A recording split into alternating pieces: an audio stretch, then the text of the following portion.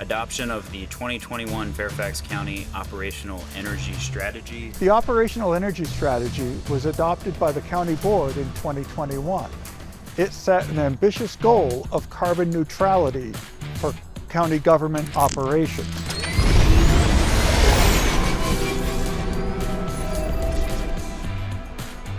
Electrifying the fleet is essential to achieve our ambitious goal. Fairfax County is systematically adding EV to many facilities, including them in new construction, and then we're also adding them to existing buildings. Those EV stations will be available in most cases to the fleet, to visitors, and to employees. Without the vision, we may not be here today to witness the county's dedication to creating a cleaner, more environmentally friendly transportation ecosystem for all. The road to zero will be challenging as the entire industry navigates what is really a major transformation in technology. The Fairfax County fleet is comprised of 50 electric vehicles. We replace combustion engine vehicles with electric vehicles through the vehicle replacement process, which occurs annually.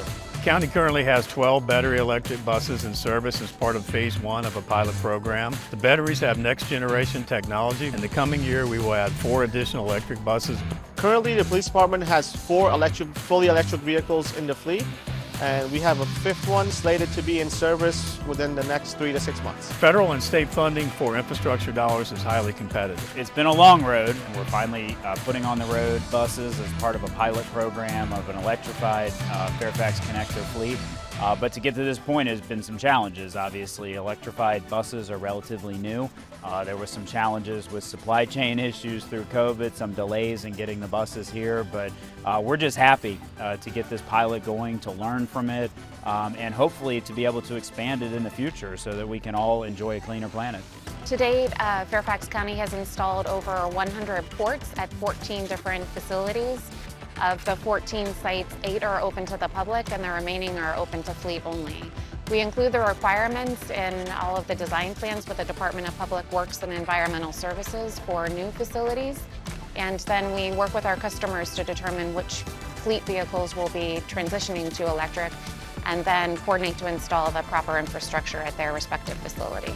Some of the challenges are electric and hybrid vehicles are not available in all of the platforms that our customers require.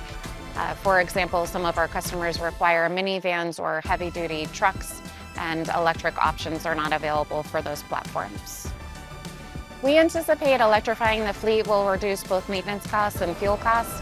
It's been reported that it is cheaper to fill up an electric vehicle versus a gas-powered vehicle. And while maintenance is still required to change tires and work on different aspects of the drivetrain, we still anticipate that it would be cheaper overall to provide maintenance on an electric vehicle. So having buses and having cars and having really a system of transportation that's connected, whether it's school buses or commuter buses, all connected to the same process, allows us to do something a little bit more efficiently. Although zero-emission buses require less routine maintenance than today's diesel buses, the buses are advanced and have high-voltage systems. These systems will require specific training. This training will be delivered to nearly 600 drivers and 150 maintenance employees. You don't want to take buses less than 80%, right? So when they come back, they probably have like 20 to 25%. And then to get to 90 plus, it probably takes 4 to 6 hours. A total of 6 batteries and about 4 of them on the roof and 2 in the bus. On average, it takes about 8 to 12 hours to get our vehicles to 80% capacity, and to get to 100% capacity, you have to charge them overnight. Electrifying the fleet will reduce those emissions substantially and get us closer to our goal. And enjoy not only the smooth ride, but know that in doing that, they're also helping us save the planet.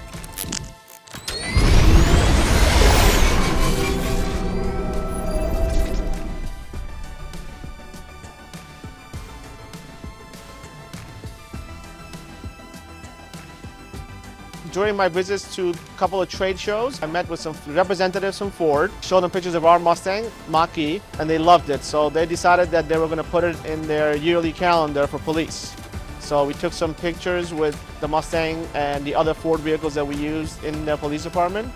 I call the picture the Sea of Ford. There's 3 cars in the front, and then there's close to 80 cars in the background, all being Ford Motor Company vehicles.